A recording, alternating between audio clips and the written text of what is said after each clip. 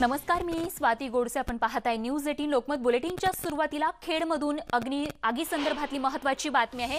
खेडमधील लोटी MIDCत आग लागलेली आहे. दुर्गा फाईन केमिकल कंपनीला ही आग लागली आहे. तर स्फोटाचे मोठमोठे आवाज या ठिकाणी येत आहेत. आगीचे आणि धुराचे असे लोळ आपण व्हिज्युअल्समध्ये या दृश्यांमध्ये बघू शकतो आणि या आगीच्या दृश्यांमुळे या आगीची तीव्रता, नेमकी भीषणता काय आहे याची आपल्याला कल्पना येऊ शकतो. तर सध्या आग विझवण्याचे प्रयत्न सुरू आहेत. खेडमधील लोटे MIDCत हे अग्नितांडव या घडीला सुरू आहे. दुर्गा फाईन केमिकल कंपनीला ही आग लागली आहे.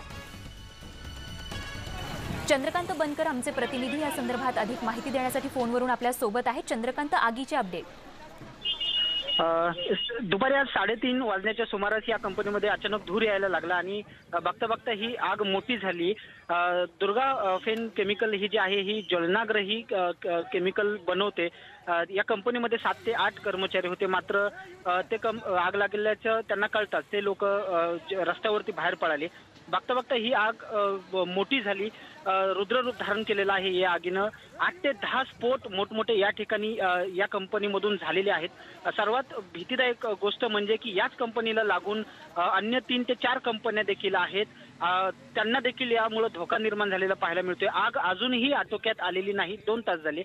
जे लोटे MIDC असेल किंवा खेड नगरपालिकेचा अग्निशामक बंब असेल, चिपळूण नगरपालिकेचा अग्निशामक बंब असेल, लोटे MIDCचा जो अग्निशामक बंब असेल, हे सर्व अग्निशामक बंबाच्या माध्यमातून फोमद्वारे ही आग विझवण्याचा प्रयत्न जो आहे हा गेल्या 2 तासापासून होत आहे. मात्र आग अजूनही आटोक्यात नाहीये. अजूनही मोठमोठे स्फोट या ठिकाणी होत आहेत. जवळपास 10 ते 15 किलोमीटर लांबून सुद्धा या धुराचे लोट दिसत आहेत. परिसरातले नागरिक जे आहेत, जे ग्रामस्थ आहेत लोटे परिसरातले, ते देखील भयभीत झालेले आपल्याला पाहायला मिळत आहेत. सर्व घरातून रस्त्यावरती आलेले आहेत. सुरक्षित अंतरावरती जाऊन उभे राहिलेले आहेत. पोलीस या ठिकाणी घटनास्थळी दाखल झालेले आहेत. ग्रामस्थ कुठेतरी संतप्त आहेत, कारण याआधी सुद्धा गेल्याच महिन्यात काही ग्रामस्थ जाऊन त्या कंपनीच्या अधिकाऱ्यांना भेटले होते की कुठल्याही प्रकारची प्रिकॉशन, सेफ्टी या ठिकाणी त्यांनी ठेवली नसल्यामुळं ग्रामस्थ देखील या ठिकाणी आता पुन्हा आक्रमक झालेले या ठिकाणी पाहायला मिळत आहेत. चंद्रकांत, ही आग आणखीन भडकू नये त्यासाठी काय खबरदारी घेतली जाते? या ठिकाणी फायर ब्रिगेडचं जे 4 ते 5 फायर ब्रिगेड आहेत, मात्र ते देखील कमी पडत आहेत. आता खासगी जे पाणी टँकर आहेत त्यांना देखील या ठिकाणी प्रशासनानं बोलवलेलं आहे. जवळपास आता बघितलं तर आगीची तीव्रता एवढी मोठी आहे की आता आसपास आग फैलावू नये यासाठी प्रयत्न आता या ठिकाणी सुरू झालेले आहेत. लोटे MIDC मधील जे इतर कंपन्यांमधले जे सेफ्टी विभागाचे जे अधिकारी आहेत ते देखील या ठिकाणी घटनास्थळी आलेले आहेत. चिपळूणचे असतील, खेडचे असतील, फायर ब्रिगेडद्वारे आजूबाजूला ही आग जाऊ नये, इतर कंपन्यांना त्याचा धोका निर्माण होऊ नये, कुठल्याही प्रकारची जीवितहानी होऊ नये. कारण आता थोड्या वेळाने एकदा रात्र झाली की पुन्हा ही आग विझवण्यासाठी तांत्रिक अडचणी येण्याची शक्यता असते. म्हणून आता फायर ब्रिगेडच्या वतीनं पूर्ण क्षमतेनं ही आग विझवण्याचे प्रयत्न आता सुरू असलेले पाहायला मिळते. अगदी. आणि गेल्या 2 तासांपासून जशी माहिती आपण दिली, या आगीवरती नियंत्रण मिळवण्याचे प्रयत्न अग्निशमन दलाचे जवान करतायत. चंद्रकांत, अशीच अपडेट या आगी संदर्भातली आपल्याकडून जाणून घेत राहू. तूर्त धन्यवाद या माहितीसाठी. आणि आता या क्षणाची राजकीय वर्तुळातली एक महत्त्वाची मोठी बातमी आहे. धनंजय मुंडे यांनी शरद पवारांची भेट घेतलेली आहे. अत्याचाराच्या आरोपानंतर त्यांनी ही पवारांची भेट घेतलेली आहे. त्यामुळे या भेटीकडे सगळ्यांचं लक्ष लागलेलं आहे. सिल्वर ओक मध्ये जाऊन मुंडेंनी पवारांची भेट घेतलेली आहे. त्यांच्यावर जे आरोप करण्यात आलेले आहेत त्या आरोपानंतर मुंडेंनी आज शरद पवारांची भेट घेऊन आपली बाजू जी आहे ती त्यांच्या समोर मांडल्याचं बोललं जात आहे. अधिक माहिती देण्यासाठी सागर कुलकर्णी आमचे प्रतिनिधी आपल्या संपर्कात आहेत फोनवरून. सागर. स्वाती, सामाजिक न्याय मंत्री धनंजय मुंडे यांच्यावर काल एका महिलेने आरोप केले. त्या संदर्भात तक्रार सुरू दाखल झालेली आहे. या सगळ्या प्रकरणानंतर स्वतः मुंडे यांनी खुलासा समोर आणला. पण या सगळ्या पार्श्वभूमीवर एक राजकीय पक्षातला एक प्रमुख नेता त्यांच्यावर अशा स्वरूपाचे आरोप होणं, यावरून स्वतःची बाजू पक्षश्रेष्ठींसमोर मांडण्याचं काम आज धनंजय मुंडे यांनी केलेलं आहे. वकिलांच्या माध्यमातून मुळात या सगळ्या प्रकरणाचं न्यायप्रविष्ट आहेच आहे, पण स्वतः राजकीय सामाजिक क्षेत्रात वावरत असताना स्वतःच्या हातून कोणती स्वरूपातली चूक झाली नसल्याचा खुलासा त्यांनी या भेटी दरम्यान केल्याचं सांगण्यात आलेलं आहे. तसंच ज्या पद्धतीने आरोप केले गेलेले आहेत त्याच्या मागचं नेमकं कारण काय याची मीमांसा देखील धनंजय मुंडे यांनी पवार यांच्यासमोर मांडण्याचं समजतं. सगळ्यात गोष्ट की आता वेगवेगळ्या राजकीय विरोधक पार्टीकडनं आरोप आहेत, राजीनाम्याची मागणी होतीये. अशा सगळ्या परिस्थितीमध्ये पुढील राजकीय भवितव्य कुठेतरी धोक्यात येऊ नये याची सुद्धा खबरदारी घेण्याचा प्रयत्न मुंडे यांनी या भेटीच्या दरम्यान केल्याचं समजतं. त्यामुळे झालेले आरोप आणि त्या आरोपांच्या पार्श्वभूमीवरती पवारांची मुंडेंनी घेतलेली ही भेट, त्यामुळे आता पवारांकडून काय सल्ला दिला जातोय हे पाहणं महत्त्वाचं ठरणार आहे. धन्यवाद सागर या माहितीसाठी. आणि आता मुंडेंसंदर्भात राजकीय वर्तुळातून आणखीन एक महत्त्वाची बातमी आहे, ती म्हणजे भाजप नेते किरीट सोमय्या यांनी मुंडेंबाबत निवडणूक आयोगाकडे एक तक्रार केलेली आहे. धनंजय मुंडेंच्या अडचणी त्यामुळे वाढल्याचं बघायला मिळते. निवडणुकीत माहिती लपवल्याचा आरोप किरीट सोमय्यांनी केला आणि त्याबाबतची तशी तक्रार देखील किरीट सोमय्यांनी निवडणूक आयोगाकडे केली आहे.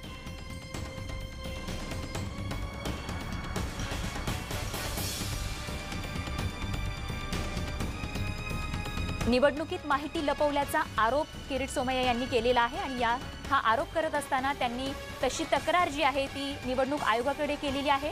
धनंजय मुंडेंनी निवडणुकीत माहिती लपवल्याचा आरोप सोमय्या यांनी केलाय.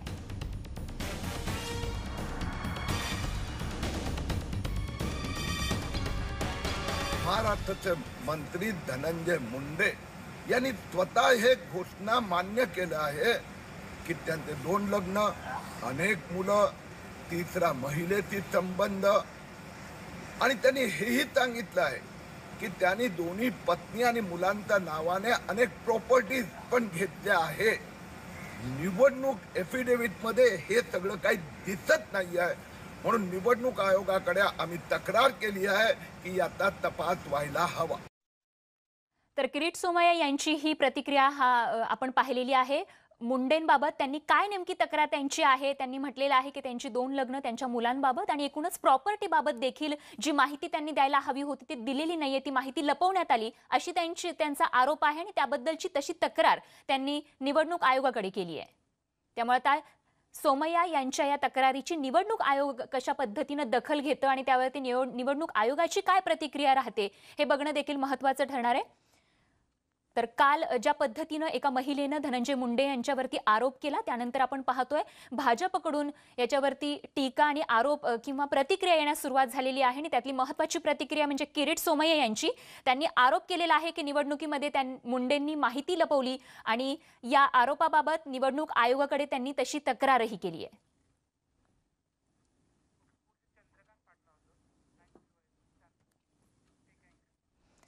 बघूयात पुढची बातमी. भाजपचे प्रदेशाध्यक्ष चंद्रकांत पाटील यांनी धनंजय मुंडे यांच्या राजीनाम्याची मागणी केली आहे. धनंजय मुंडे यांच्यावर लैंगिक शोषणाचे आरोप झाल्यानंतर पाटील यांनी ही मागणी केली आहे. मात्र गेंड्याच्या कातडीचे महाविकास आघाडीचे मंत्री राजीनामा देतील असंही वाटत नाहीये अशी टीका देखील पुढे चंद्रकांत पाटील यांनी केली आहे.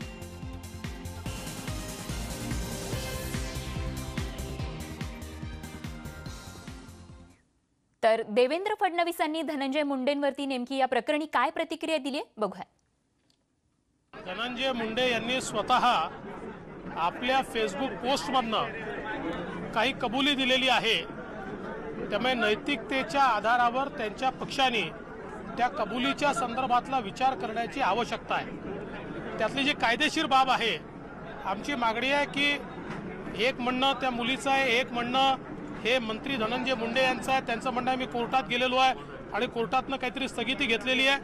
आमची मागणी आहे की असं संशयाचं वातावरण राहणं योग्य नाही आहे. त्यामुळे तात्काळ पोलिसांनी त्या संदर्भातलं सत्य जे आहे ते सत्य बाहेर आणलं पाहिजे. तर राजकारणात आयुष्य उभं करायला आणि राजकीय स्तरावर यायला अनेक कष्ट लागतात. कुणी आरोप केल्यावर सत्यता न पडताळता लगेच निष्कर्षावर येणं योग्य नाही असं मत या ठिकाणी जलसंपदा मंत्री जयंत पाटील यांनी व्यक्त केलं आहे. तर ज्या पद्धतीनं एका महिलेनं लैंगिक अत्याचार झाल्याचा आरोप धनंजय मुंडेंवरती केला आणि त्यानंतर आपण पाहतोय वेगवेगळ्या राजकीय वर्तुळातून प्रतिक्रिया येत आहेत आणि अशीच एक प्रतिक्रिया जयंत पाटलांनी देखील दिलेली आहे आणि त्यांनी असं म्हटलंय की कुणी आरोप केल्यावरती त्याची सत्यता न पडताळता लगेचच निष्कर्ष काढणं हे योग्य नाहीये असं मत त्यांनी व्यक्त केलंय। तर देवेंद्र फडणवीसांनी देखील म्हटलेलं आहे की सत्य बाहेर आल्यानंतर मी काही ती सविस्तर प्रतिक्रिया देईल। त्यामुळे आता राजकीय वर्तुळातून एकूणच धनंजय मुंडेंच्या या प्रकरणावरती विविध प्रतिक्रिया येते। राष्ट्रवादी काँग्रेसचे सर्वेसर्वा शरद पवार यांनी देखील या संदर्भात प्रतिक्रिया दिली आहे, बघूयात। तर नुकतीच आपण पाहिली याच पार्श्वभूमीवरती काही वेळापूर्वीच धनंजय मुंडेंनी राष्ट्रवादीचे सर्वेसर्वा शरद पवारांची भेट घेतली। त्यामुळे या भेटीनंतर त्या दोघांमध्ये काय संवाद होतो, पवारांचा काय सल्ला राहतो आणि त्यानंतर पवारांची प्रतिक्रिया त्याची देखील उत्सुकता आहे। त्यामुळे आपण पाहतोय की सत्ताधारी महाविकास आघाडीतले नेते आणि सोबतच विरोधी पक्षात असलेले भाजप नेत्यांच्या देखील आता प्रतिक्रिया यायला सुरुवात झालेली आहे। काहींनी तर मुंडेंच्या राजीनाम्याची देखील मागणी केलेली आहे। त्यामुळे एकूणच न्यायप्रविष्ट असलेले हे प्रकरण कोणतं वळण घेतं हे पाहणं महत्त्वाचं ठरणार आहे। तर आजच्या शरद पवारांच्या भेटीनंतर नेमकी या प्रकरणी काय मतमतांतर होतात, शरद पवारांचं मत काय राहतं आणि या प्रकरणाचा त्यांच्या धनंजय मुंडेंच्या राजकीय सध्याच्या अस्तित्वावरती त्याचा काही नकारात्मक परिणाम होतो का हे पाहणं देखील महत्त्वाचं ठरणार आहे। कारण विरोधी पक्ष नेत्यांकडून राजीनाम्याची देखील धनंजय मुंडेंच्या राजीनाम्याची देखील मागणी होतीये। असं असताना आता नेमकं काय होतं याची उत्सुकता आहे। तर चंद्रकांत पाटील यांनी धनंजय मुंडेंच्या राजीनाम्याची मागणी केली आहे। धनंजय मुंडेंवरती लैंगिक शोषणाचे आरोप आहेत आणि त्यामुळे पाटील यांनी ही मागणी केलेली आहे। सोबतच त्यांनी टीका करत गेंड्याच्या कातडीचं हे सरकार आहे असं म्हणत राजीनामा देतील ते असं वाटत नाही असं देखील चंद्रकांत पाटलांनी म्हटलेलं आहे। त्यामुळे एकूणच या प्रकरणामुळे आता धनंजय मुंडे जे आहेत ते कुठेतरी अडचणीत आल्याचं आपल्याला बघायला मिळते। तिथेच किरीट सोमय्या यांनी देखील निवडणूक आयोगाकडे तक्रार केलेली आहे। निवडणुकीमध्ये धनंजय मुंडेंनी आपली सविस्तर माहिती दिलेली नाहीये, त्यांनी कौटुंबिक आणि सोबतच प्रॉपर्टी संदर्भातली देखील माहिती लपवल्याचा आरोप त्यांनी केलाय आणि तशी तक्रार निवडणूक आयोगाकडे त्यांनी दाखल केलेली आहे। त्यामुळे धनंजय मुंडेंच्या अडचणी वाढलेल्या असताना न्यायप्रविष्ट असलेलं हे प्रकरण कोणतं वळण घेतं आणि त्याचा त्यांच्या राजकीय अस्तित्वावरती काय परिणाम होतो हे बघणं महत्त्वाचं ठरणार आहे। किरीट सोमय्या यांनी तसं पत्र देखील लिहिलेलं आहे, आयोगाकडे त्यांनी तक्रार केली आहे। त्यांनी थेट आरोप केलेला आहे की त्यांनी निवडणुकी दरम्यान जी माहिती त्यांची कौटुंबिक असेल सोबतच प्रॉपर्टी संदर्भातली असेल ती आयोगाला दिलेली नाहीये। त्यामुळे या सगळ्या गोष्टींचा विचार करता महाविकास आघाडी सरकारवरती त्याचा काय परिणाम होतो का आणि वैयक्तिक पातळीवरती धनंजय मुंडेंना राजकीय दृष्ट्या त्याचं काही नुकसान होतं का हे देखील पाहणं महत्त्वाचं ठरणार आहे। आणि या संदर्भात जयंत पाटील यांनी नेमकी काय प्रतिक्रिया दिली आहे तीही बघूयात। धनंजय मुंडेंनी आपली भूमिका स्पष्ट केलेली आहे। त्यांनी हायकोर्टात देखील त्या आरोप त्या संबंधात यापूर्वीच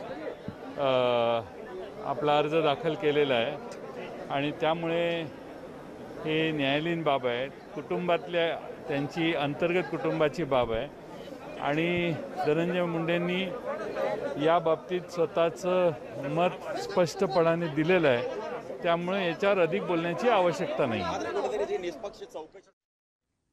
आणि आता लसीकरणासंदर्भातली महत्त्वाची बातमी आहे। महाराष्ट्राचे आरोग्यमंत्री राजेश टोपे यांनी लसीकरणाबाबत स्पष्टीकरण दिलंय, महत्त्वाची माहिती दिलेली आहे। सर्व आरोग्य विभागीय कार्यालयांमध्ये लस पाठवण्यात येणार आहे। याआधी 512 सेंटरवरती ही लस दिली जाणार होती, ती आता 350 सेंटरवर दिली जाणार असल्याचं त्यांनी सांगितलंय।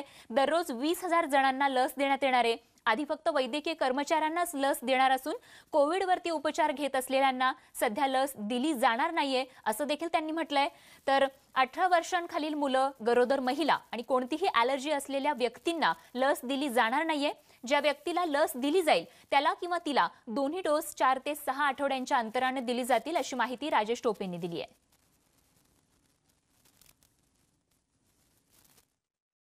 वाटतं की 17,50,000 डोसेस पाहिजे, 9,63,000 सिरम इन्स्टिट्यूट, 20,000 भारत बायोटेक असे डोसेस मिळालेले आहेत। हा पहिला टप्पा आहे, निश्चित प्रकारे कमी मिळालेले आहेत पण अद्याप म्हणजे आणखीन वाढवून देतीलच याचा आम्हाला विश्वास आहे। कारण प्रधानमंत्र्यांबरोबर आणि स्वास्थ्य मंत्र्यांबरोबर झालेल्या व्हीसीमध्ये निश्चित प्रकारे हेल्थ वर्कर्ससाठीची सर्व जबाबदारी त्यांनी घेतलेली आहे। त्यामुळे हे आपण करत राहू। या 15-20 दिवसानंतर पुन्हा मागणी करू, पुन्हा येतील अशी मला आशा आहे कुठल्याही परिस्थितीत मला याच्यात नकारात्मक कुठलीही गोष्ट वाटत नाही।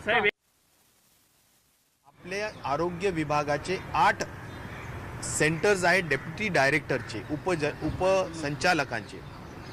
त्या ठिकाणी हेड जे काही आपलं मुख्य स्टोरेज आहे पुण्याचं, तिथून 8 ठिकाणी या सगळ्या व्हॅन्स गेलेल्या आहेत, ज्यामध्ये प्रामुख्याने हे सगळे डोसेजेस गेलेले आहेत। त्यामध्ये मुंबई आहे, पुणे आहे, पुणे तर हेड ऑफिसच आहे, ठाणे आहे, त्यानंतर नाशिक आणि कोल्हापूर आहे, मराठवाड्यामध्ये औरंगाबाद आणि लातूर आहे, आणि विदर्भामध्ये अकोला आणि नागपूर आहे। या सर्व ठिकाणी आता हे डोसेज आज दुपारपर्यंत पोहोचतील। कुणाला देऊ नये तर लस आता 18 वर्षाच्या कमी व्यक्तीला देऊ नये। त्यानंतर ज्या महिला गरोदर आहेत म्हणजे डिलिव्हरीच्या दृष्टिकोनातून त्यांना देऊ नये। लस ज्यांना ॲलर्जीज आहेत, सिरियस सेन्सिटिव्ह आहेत ते काही ॲलर्जीजला, त्यांना देऊ नये। या 3 व्यक्तींना फक्त लस देऊ नये असा हा विषय आहे। प्रतिनिधी आहेत, 3-3, 4-4 लाख लोकांमधून ते निवडून आलेले आहेत आणि ते सुद्धा समाजकार्यच करतायत।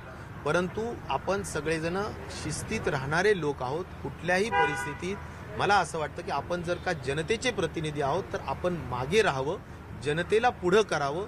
अगोदर ज्या कोविड योद्ध्यांनी आपल्यासाठी खूप मोठं काम केलंय त्यांना अगोदर डोस करू द्यावा। कुठेही समाजामध्ये चुकीचा मेसेज जाईल असं कुठलाही लोकप्रतिनिधी करणारच नाही। आणि लसीकरणासंदर्भातच आणखीन एक महत्त्वाची बातमी म्हणजे पंतप्रधान नरेंद्र मोदींच्या हस्ते 16 तारखेला लसीकरण मोहिमेचा शुभारंभ होणार आहे। सोबतच पंतप्रधान कोविन ॲपचा देखील शुभारंभ करतील। पंतप्रधान नरेंद्र मोदी व्हिडिओ कॉन्फरन्सिंगच्या माध्यमातून लसीकरण मोहिमेचा शुभारंभ करण्याची शक्यता आहे। देशाच्या विविध भागात 16 तारखेला लसीकरण मोहिमेला सुरुवात होणार आहे। सुरुवातीला 3 कोटी आरोग्य कर्मचाऱ्यांना ही लस दिली जाणार आहे आणि त्यानंतर 50 वर्षांवरील ज्येष्ठ नागरिक आणि गंभीर आजार असणाऱ्या व्यक्तींना ही लस दिली जाणार आहे। त्यामुळे 16 तारखेला लसीकरणाच्या मोहिमेला खऱ्या अर्थानं सुरुवात होणार आहे।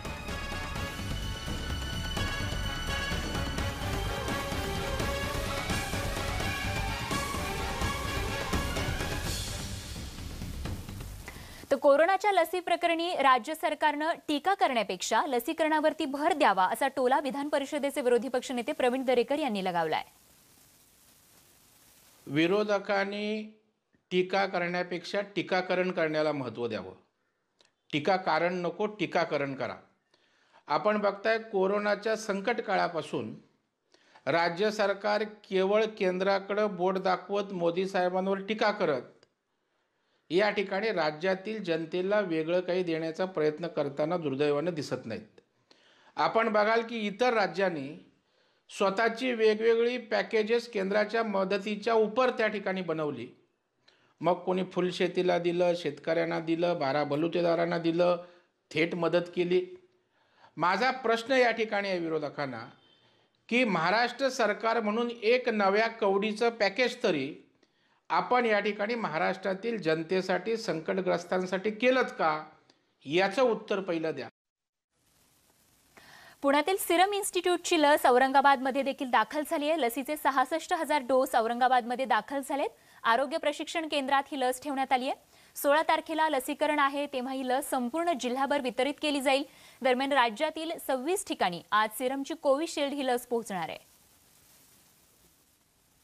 मध्ये आता लसीचा डोस पोहोचलेला आहे। अनेक दिवसांपासूनची आपल्याला जी आहे उत्सुकता होती, जवळपास 66,000 लसीचा डोस या ठिकाणी आलेले आहेत आणि औरंगाबादच्या आरोग्य विभागाच्या कार्यालयामध्ये या लसी जी आहेत, लसीचे बॉक्स आता कोल्ड स्टोरेजमध्ये घेऊन जात आहे। आपल्याला माहिती आहे की एक विशिष्ट पद्धतीची जी आहे व्यवस्था या ठिकाणी करण्यात आलेली आहे आणि कोल्ड स्टोरेजमध्ये या लसीचा स्टॉक केला जाणार आहे। आपण बघू शकतो की आतमध्ये जे आहे एक विशिष्ट पद्धतीचं टेम्परेचर मेंटेन करून ठेवण्यात आलेलं आहे आणि लसीचे बॉक्स या ठिकाणी राहतील आणि या ठिकाणाहून ज्या ज्या ठिकाणी लसीकरण केलं जाणार आहे त्या लसीकरण केंद्रावर जे आहे या लसी पोहोचवल्या जाणार आहेत। आता तरी जवळपास 66,000 लस या ठिकाणी आलेल्या आहेत आणि त्या पूर्णपणे ज्या ज्या सेंटरला लसीकरण केलं जाणार आहे त्या लसीकरण केंद्रावर जे आहे या लसी पोहोचणार. अत्यंत एक थंड वातावरण आहे या ठिकाणी.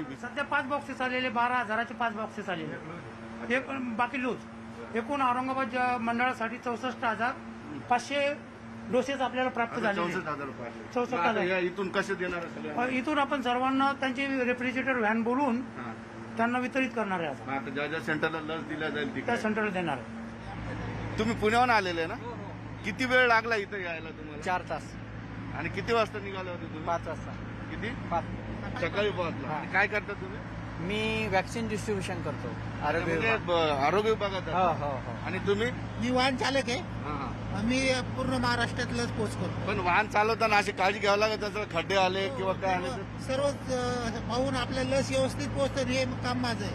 काय स्पीडने गाडी ठेवायचे निर्देश आहे तुम्हाला? आम्हाला कमीत कमी 80च्या स्पीडनी गाडी ठेवायची. ते म्हणजे त्याच्यावर जास्त नाही पळवत आहे. त्याच्या पुढे चालवायची. आणि किती वेळामध्ये पोहोचायचं होतं? काही टाइम दिला? नाही, टाइम नाही राहत, पण आमच्या हिशोबाने आम्ही 4 तासात कव्हर करतो. पण गाडीचं कूलिंग सतत ठेवलं पाहिजे. सतत चालू ठेवावं लागत. काळजीचं टेन्शन होतं की नाही? टेन्शन राहते ना सर. एवढं सांभाळायचं एवढं टेन्शन येणार. मला तर वाटत थांबायचं पण नव्हतं म्हणून आम्ही डायरेक्ट करतो. मग काय आपण की आरोग्य विभाग जो आहे डोळ्यात तेल घालून या वॅक्सिन इथं पोहोचलेलं आहे. 2 ते 2.5 मिनिटाचा वेळ आहे. अत्यंत डोळ्यात तेल घालून जे आहे त्या वॅक्सिन प्रत्येक ठिकाणी पोहोचवल्या जात आहेत. आता 16 तारखेपासून या वॅक्सिन देण्याचं काम सुरू होईल. सुधीर जाधवसह सिद्धार्थ गोदाम, न्यूज 18 लोकमत, औरंगाबाद.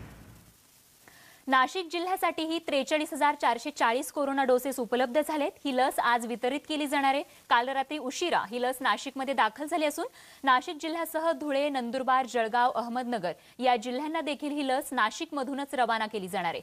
तर नाशिक जिल्ह्यातील या लस वितरणाचं नियोजन कशा प्रकारे असणार आहे याविषयी नोडल अधिकारी डॉक्टर रवींद्र चौधरी यांच्याकडून माहिती जाणून घेतली आमचे नाशिकचे प्रतिनिधी लक्ष्मण घाटोळे यांनी. कशा प्रकारचं नियोजन आपल्याकडनं करण्यात आलेलं आहे? कोरोनाची लस आपल्याकडे काल कधी आली आणि आता तिचं वितरण कसं केलं जाणार आहे एकूण जिल्ह्याभरात? आजच सकाळी आम्हाला आपले रिजनल ऑफिस आहे डेप्युटी डायरेक्टर सर्कल यांचा दूरध्वनी आला की आपण नाशिक जिल्ह्याची लस दुपारी 12 वाजता रिजनल वॅक्सिन स्टोअरमधून घेऊन जावी. तर त्या अनुषंगाने आपली वॅक्सिन जी जिल्हास्तरीय वॅक्सिन व्हॅन असते जी आईसला म्हणजे ज्याच्यामध्ये पूर्णपणे थंडावा असतो अशी वॅक्सिन व्हॅन आपली जे रिजनल वॅक्सिन स्टोअर आहे इथे 12 वाजता जाणार आहे. आणि तिथे जे काही नाशिक जिल्ह्यासाठी टोटल 43,000 डोसेस आलेले आहेत लाभार्थ्यांना, जे काही आपले हेल्थकेअर वर्कर आहेत त्यांना ते तिथे आपली लस ते उपलब्ध करून देणार आहेत. त्याच्यानंतर ती आपली वॅक्सिन व्हॅन जिल्हा स्टोअर आहे आपल्या जिल्हा परिषदच्या अंडर, त्या स्टोअरमध्ये आपण ILRमध्ये आपण ते ठेवणार आहोत. आणि तिथून मग आज आणि उद्या आपले जे काही 16 साईट आपण आयडेंटिफाय केलेले आहे त्याच्यामध्ये नाशिक कॉर्पोरेशनच्या 4 साईट्स आहेत, UPHC आहेत. मालेगाव कॉर्पोरेशनच्या 4 UPHC आहेत, अर्बन प्रायमरी हेल्थ सेंटर आपण त्यांना म्हणतो. आणि उरलेल्या ज्या काही आपल्या 7 RH, SDH आणि 1 PHC सय्यद पिंपरी आपण PHC आयडेंटिफाय केलेली आहे. तर इथे आपण उद्या संध्याकाळपर्यंत आपलं ते वॅक्सिन जाणार आहे. म्हणजे जेणेकरून आपल्याला ते 16 तारखेला ॲक्च्युअल जे काही आपल्याला मागे ड्राय रन केलं होतं तसं ॲक्च्युअल आपल्याला आता ते वॅक्सिन 16 तारखेला आपल्याला ते द्यायचं आहे.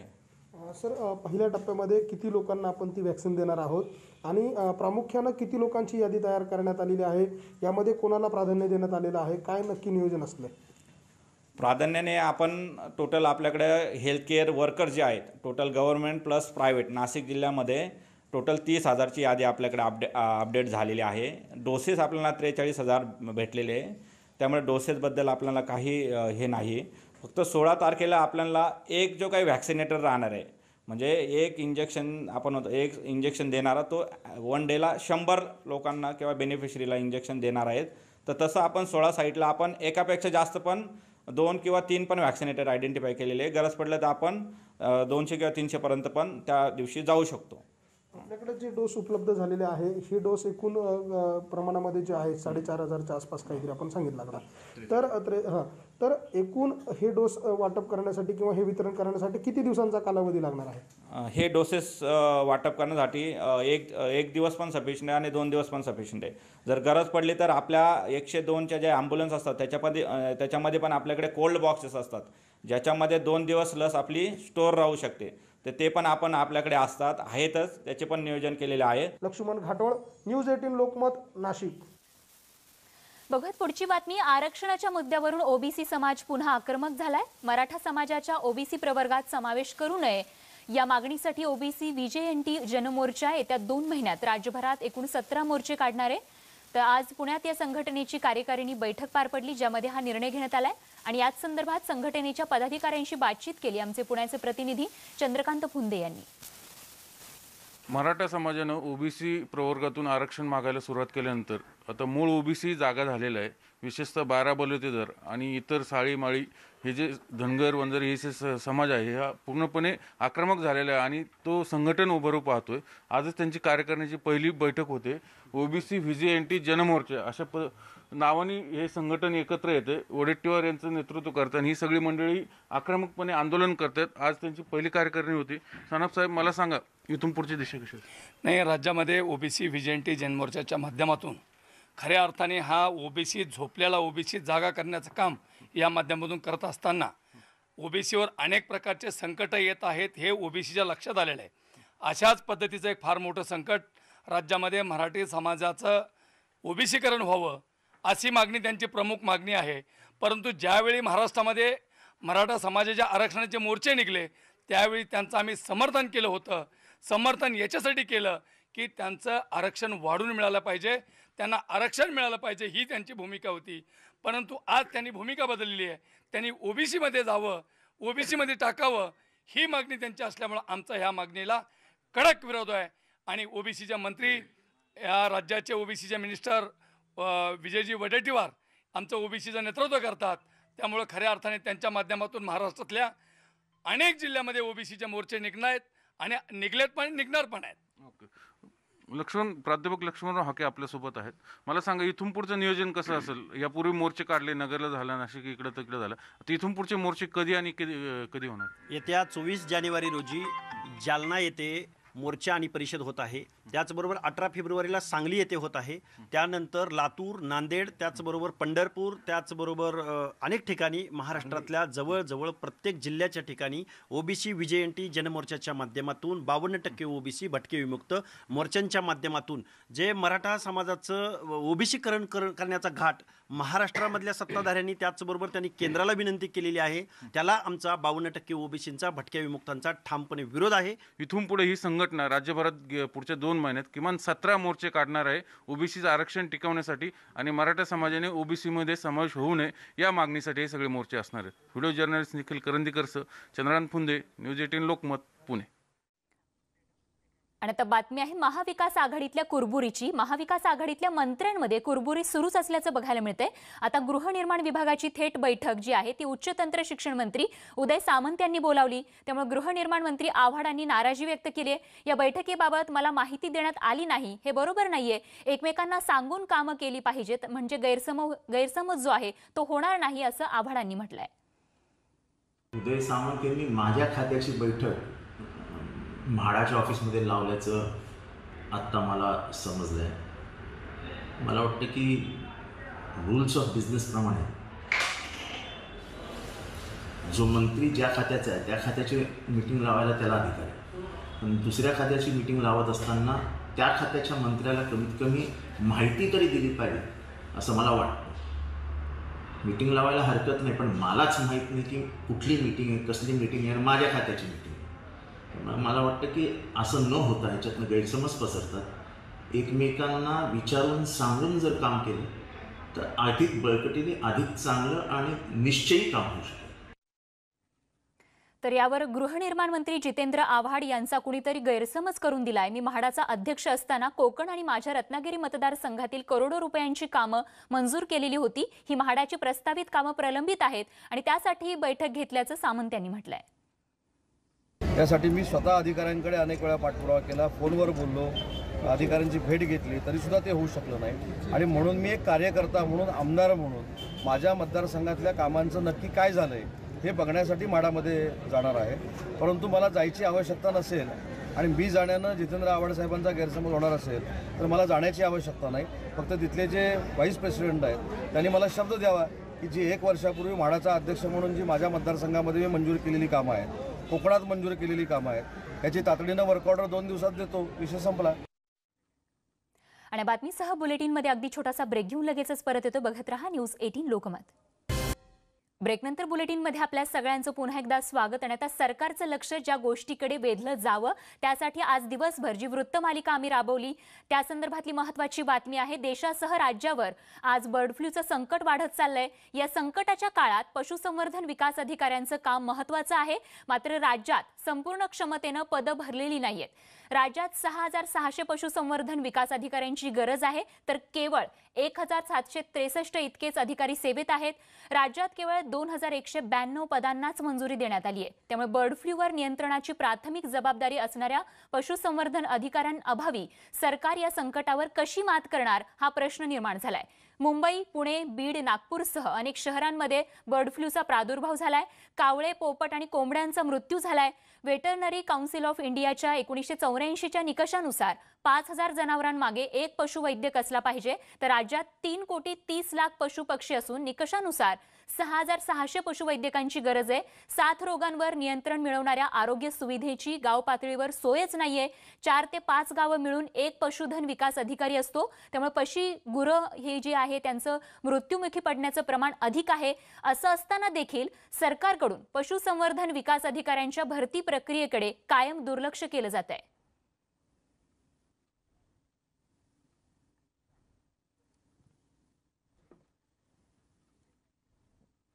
तर बर्ड फ्लूच्या पार्श्वभूमीवरती राज्यभर जिल्हास्तरीय नियंत्रण कक्ष स्थापन करणार असल्याची माहिती पशुसंवर्धन राज्यमंत्री दत्तात्रय भरणे यांनी दिली. तसंच पशुसंवर्धन विभागातील रिक्त पदं देखील आता लवकरच भरले जातील असं आश्वासन देखील त्यांनी दिलेलं आहे. आणि याच संदर्भात त्यांच्याशी बातचीत केली आमचे प्रतिनिधी सागर सुरवसे यांनी. मला सांगा मंत्री महोदय की काय नक्की परिस्थिती आता राज्यामध्ये आहे, कशा पद्धतीने उपाययोजना ज्या आहेत त्या राज्य शासनाकडून केल्या जात आहेत, आपल्या खात्याकडून केल्या जात आहेत, काय आता आपल्या सगळ्यांना माहिती आहे की आपण कलेक्टर ऑफिसला एक कक्ष तयार केलेला आहे. निश्चित प्रकारे जिथं जिथं कुठं ज्या भागामध्ये पक्षी मृत्यू पावतील तिथं कोंबड्या असतील, बगळे असतील, कावळे असतील, ताबडतोब त्याची माहिती गोळा करून ते सगळं एकत्र करून त्याचा अहवाल हा आपण लॅबमध्ये पाठवून त्याचं ते पॉझिटिव्ह आहेत का निगेटिव्ह आहेत हे खूप त्याची खात्री करून त्या परिसरामध्ये निश्चित प्रकारे काळजी घेतली जाते. आणि आपण पाहिलं बीड असेल किंवा त्या परिसरामध्ये साधारणतः 1 किलोमीटरचा सगळं संपूर्ण एरिया तिथं जर ते पक्षी जर आपल्याला आढळले, संशयित आढळले, तर ताबडतोब 1 किलोमीटर तिथं आपण त्याचं आपण ते पक्षी इतर ठिकाणी त्याचं ते जे आपण ज्याप्रमाणे त्याची काळजी आपण त्याची विल्हेवाट आपण लावण्याचा प्रयत्न करतोय. मला सर्व नागरिक बंधू भगिनींना विनंती करायची, असं जर आपल्या भागात कुठं आढळलं तर आपण ताबडतोब ते प्रशासनाला कळवा आणि प्रशासनाला कळवल्यानंतर ते जे आपण निश्चित प्रकारे त्याची खबरदारी किंवा ते जे काय करता येईल तो करण्याचा प्रयत्न प्रशासनाच्या माध्यमातून करता येईल. म्हणजे दुसरा एक प्रश्न असा आहे की खरं तर राज्यामध्ये जी पशुवैद्यकीय अधिकारी आहेत त्यांची संख्या देखील कमी आहे, कारण 5000 पक्ष्यांमागे एक पशुवैद्यकीय अधिकारी असणं अपेक्षित आहे. मात्र असं असलं तरी सोलापूर जिल्ह्याचा विचार करायचा झाला तर किमान 12,500च्या आसपास जे आहेत त्याच्या पाठीमागे एक अधिकारी येतो. तर काय नक्की म्हणजे राज्याची भूमिका काय आहे? कोरोनाचं संकट आल्यामुळे खरं तर ही भरती राहिलेली, परंतु आता कोरोनाचं जसं संकट कमी होईल, जी काय जिथं संख्या रिक्त पदं आहे तिथं रिक्त पदं ताबडतोब कशी भरली जातील आणि नवीन परीक्षा घेऊन त्या बाबतीत नवीन जे डॉक्टर आहेत ते कसे निवडले जातील यासाठी आमचा सर्वांचा ताबडतोब प्रयत्न चालू आहे आणि निश्चित प्रकारे त्याला यश पण लवकर येईल. दुसरीकडे एक असा विषय आहे की अनेक शेतकरी जे आहेत ते माहिती देत नाही आहेत, कारण त्यांच्या जर पक्षी मरत असतील, पण राज्य शासनाकडून त्यांना अनुदान दिलं जाणार आहे, 90 रुपये एका पक्षाला अनुदान. त्या संदर्भात काय सांगाल? नाही, माहिती तर ते 100% देत आहेत आणि त्यांनी जरी माहिती नाही दिली तर आमचं सगळ्यांचं लक्ष बारीक, आम्ही ग्रामसेवक असतील, तलाठी असतील, तिथले आमचे अधिकारी असतील, पशुधन अधिकारी असतील, तिथल्या आसपासच्या सगळ्यांनाच माहितीही दडवली जात नाहीत, माहिती ताबडतोब ते कळवली जाते. त्या नागरिकांनी अजिबात घाबरण्याचं कारण आहे. आणि मी तुम्हाला हे पण सांगतो की बर्ड फ्लूमुळे कुठेही या देशामध्ये किंवा राज्यामध्ये एखाद्या मनुष्याचा मृत्यू झाला अशी कुठेही नोंद नाही, त्यामुळे माणसांनी कुठेही घाबरण्याचं कारण नाही. व्हिडिओ जर्नलिस्ट अनिल कांबळेसह सागर सुरवसे, न्यूज 18 लोकमत, सोलापूर.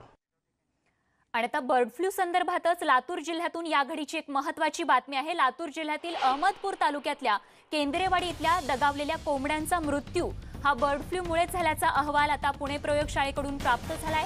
केंद्रेवाडीतील 10 किलोमीटरच्या परिसरात हा परिसर जो आहे तो आता सील करण्यात आला होता आणि नागरिकांना आणि वाहनांना देखील या परिसरात येण्यास प्रतिबंध करण्यात आला होता. या घटनेनंतर उदगीर तालुक्यात देखील 40 कोंबड्या बर्ड फ्लूमुळे दगावल्या होत्या आता अहवाल प्राप्त होताच प्रशासनाच्या वतीनं केंद्रेवाडी परिसरातील 11,000 कोंबड्या नष्ट करण्यात आल्या आहेत। सोबतच अशी लक्षणं पक्ष्यांमध्ये दिसल्यास तात्काळ माहिती देण्याचं आवाहन देखील जिल्हाधिकारी पृथ्वीराज बीपी यांनी केलेलं आहे। आणि या संदर्भात आमचे प्रतिनिधी नितीन बनसोडे आपल्याला अधिक माहिती देत आहेत। नितीन, अहवाल प्राप्त झाल्यानंतर काय खबरदारी घेतली जातीये?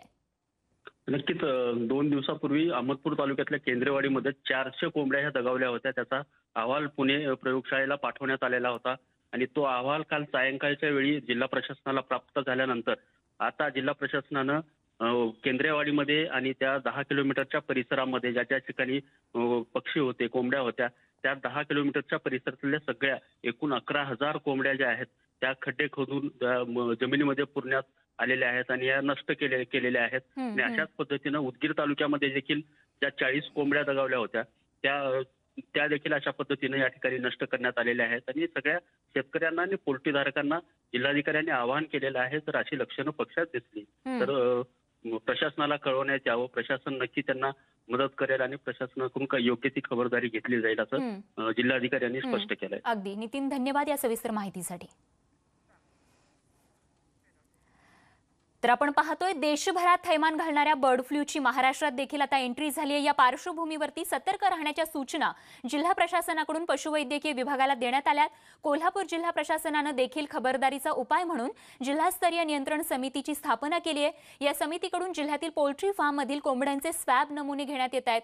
मंगळवारी राशीवडे परिसरात मृत कोंबड्या टाकल्याची अफवा पसरली होती। या पार्श्वभूमीवरती वैद्यकीय पथकानं या परिसरातील पोल्ट्री फार्ममध्ये जाऊन कोंबड्यांची तपासणी केली आहे। त्यातील काही नमुने पुढील तपासासाठी पाठवले जाणार आहेत।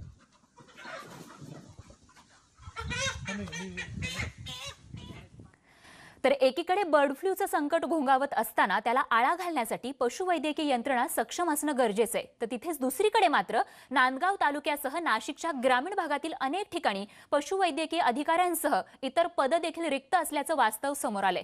तर कुठे किती पदं रिक्त आहेत, पशुवैद्यकीय केंद्राची काय अवस्था आहे, हे जाणून घेतलं आमचे प्रतिनिधी बब्बू शेख यांनी। नाशिकच्या ग्रामीण भागात पशुवैद्यकीय अधिकाऱ्यांचं फार मोठी कमतरता आहे।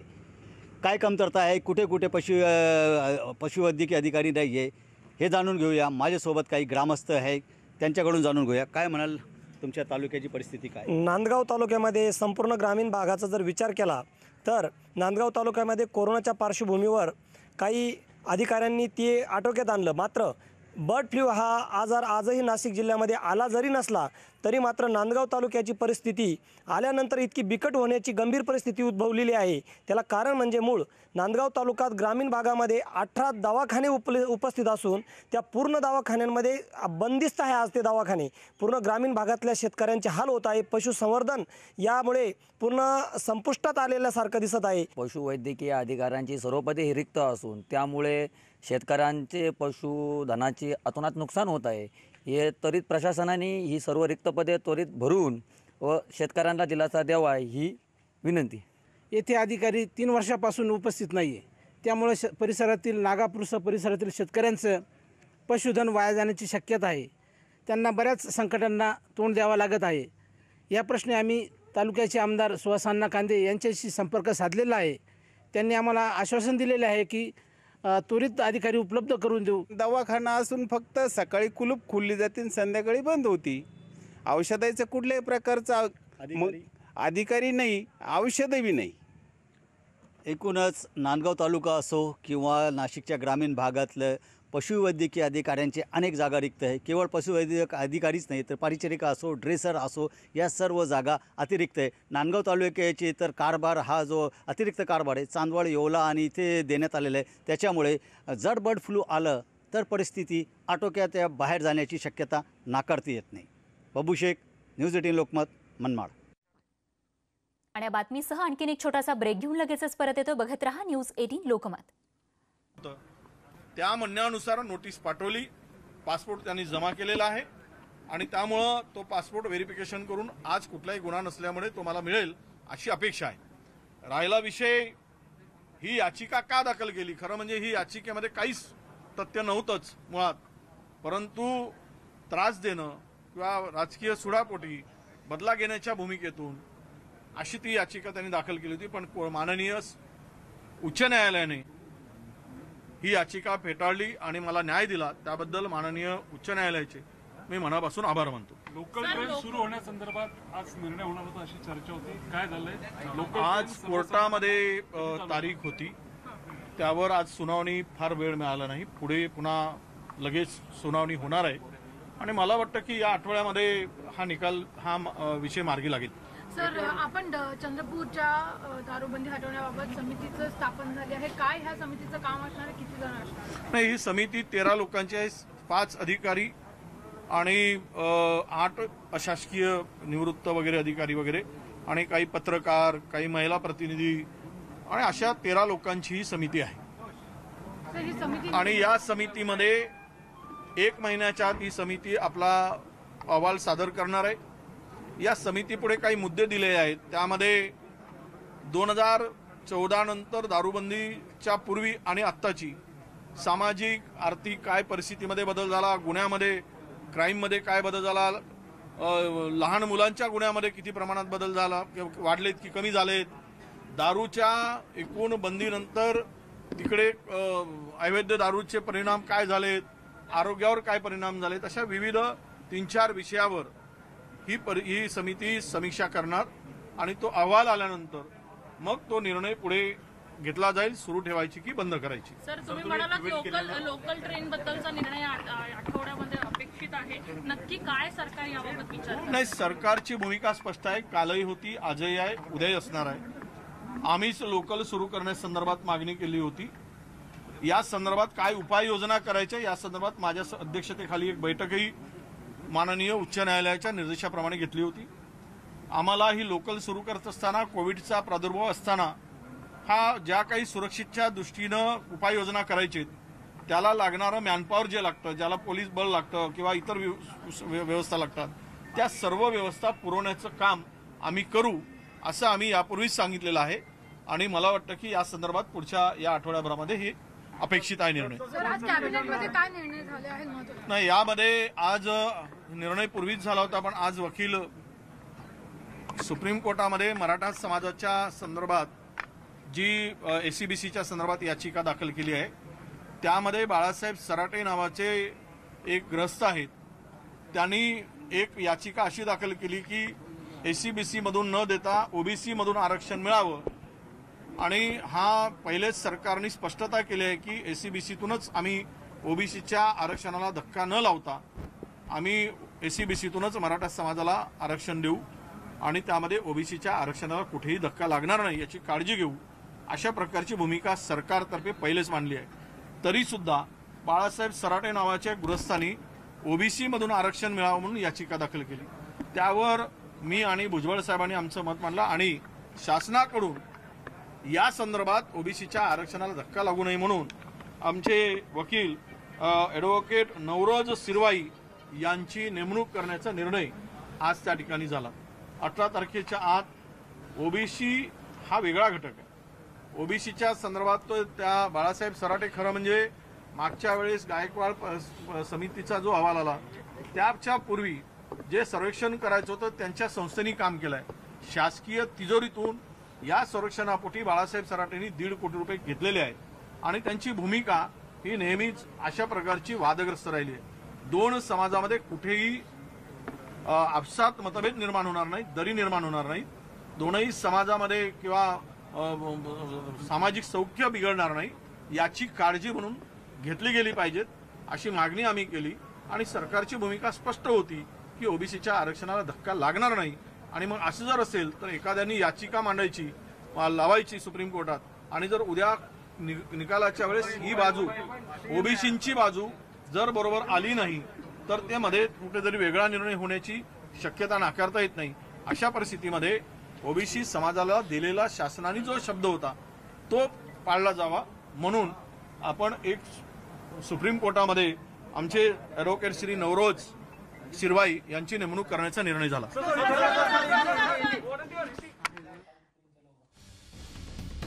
तर आपण पाहतोय राज्याचे मदत आणि पुनर्वसन मंत्री विजय वडेट्टीवार यांनी OBC आरक्षणाचा मुद्दा सोबतच लोकल सुरू करण्याबाबत आणि त्यांच्या पासपोर्ट प्रकरणी देखील माध्यमांशी संवाद साधलाय.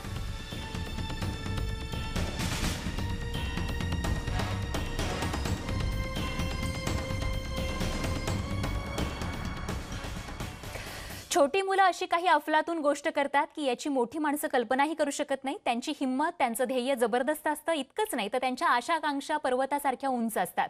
त्यांच्या या ध्येयप्राप्तीला सॅल्यूट करण्यासाठी न्यूज 18 घेऊन येत आहे एक अनोखा शो, ज्याचं नाव आहे बायजूस यंग जीनियस। या बायजूस यंग जीनियस मध्ये संपूर्ण देश मुलांचं कौशल्य बघणार आहे। मग त्या मुलांचं वय छोटं का असेना, ज्यांचं वय छोटं आहे मात्र झेप मोठी आहे, मग ही मुलं कोणत्याही शहरात, कोणत्याही महानगरात किंवा कोणत्याही भागातली असू देत, ते आपल्या बुद्धीनं आणि वेगळ्या अंदाजानं जगाला चकित करतील।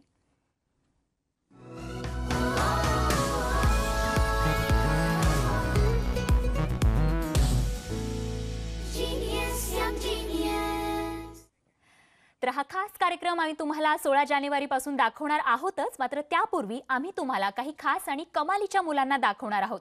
हैदराबादमधील 9 वर्षांच्या शंकरनं जगातील सर्वात कठीण कोडं काही सेकंदांमध्ये सोडवले आणि ते देखील उलटं लटकून। यापूर्वीही त्यानं 2 जागतिक विक्रम आपल्या नावावर केले आहेत। चला तर मग बघूयात शंकरची धमाल।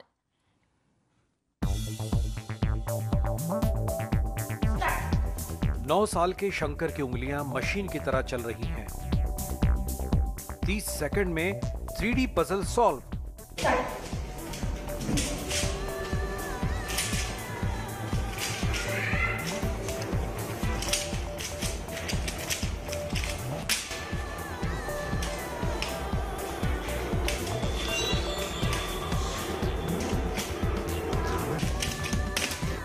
रैम्बो की तरह उल्टा लटककर वो रूबिक क्यूब को जिस रफ्तार से सॉल्व करता है, उसे देखकर वर्ल्ड बुक ऑफ रिकॉर्ड्स और इंटरनेशनल बुक ऑफ रिकॉर्ड्स की टीमें दंग रह गईं। I just watched YouTube and I learned. This pyramid's world record is 0.91 seconds. उल्टा लटककर ही नहीं, रोलर स्केट्स पर चलते हुए भी शंकर रूबिक क्यूब को कुछ ही पलों में सॉल्व कर देता है।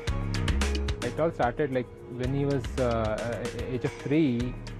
He has shown a lot of interest towards building blocks and all that. Got a lot of interest towards electronics and all that. So probably, and he's also learning some coding from one online this thing. Shankar पानी के भीतर भी Rubik cube solve कर नया record banana चाहता था, लेकिन world book of records ने उसे 16 साल की उम्र होने तक इंतजार करने को कहा। This robot, this is a robot, right? Yes, this is a robot. How does it work? How does it work? It works through codes. I want to just modify this into vacuum cleaner. How much time would it take to modify it? 5 days. 5 days, 6 days. जिस उम्र में बच्चे cartoon देखते हैं, 9 साल का Shankar science और engineering के videos देखता है। यजुर्वेद के रुद्रम का पाठ करता है और पिता से वायलिन बजाना सीखता है।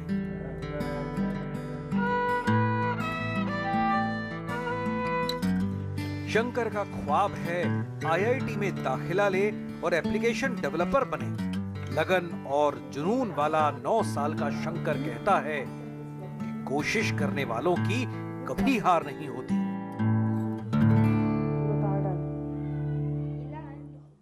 खरंच ही मुलं कमाल आहेत आणि त्याचमुळे अशा प्रकारची कितीतरी धैर्यवान आणि बुद्धिमान मुलं आपल्या आसपास आहेत हे आपल्याला माहितीही नसतं।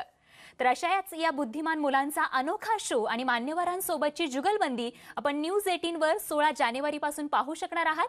बायजूस यंग जीनियस न्यूज 18 मराठीवर हा शो दर शनिवारी संध्याकाळी 7:30 वाजता आणि दर रविवारी सकाळी 11:30 वाजता तुम्ही पाहू शकणार आहात।